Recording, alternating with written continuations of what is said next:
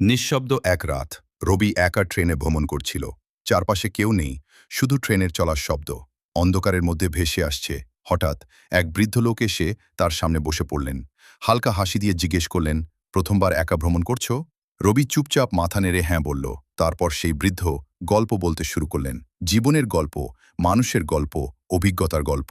ঘন্টার পর ঘন্টা কেটে গেল, কিন্তু রবির একটুও ঘুম পেল না, বরং তার মনটা অদ্ভুতভাবে শান্ত হয়ে গেল। ভোরের আগে ট্রেনটা ধীরে ধীরে থামতে লাগল। বৃদ্ধ লোকটা উঠে দাঁড়িয়ে বললেন, মনে রেখো, গন্তব্য নয়, যাত্রাটাই আসল। তারপর তিনি নেমে গেলেন। কিছুক্ষণ পর রবি চারদিকে তাকালো। কিছু একটা অদ্ভুত লাগছে। এই বৃদ্ধকে আর কেউ দেখেনি। টিকিট চেকারকে জিজ্ঞেস করতেই সে অবাক হয়ে বলল, এই কামরায় তুমি ছাড়া আর কেউ ছিল না। রবি জানালার বাইরে তাকিয়ে রইল। কুয়াশায় ঢাকা সকাল।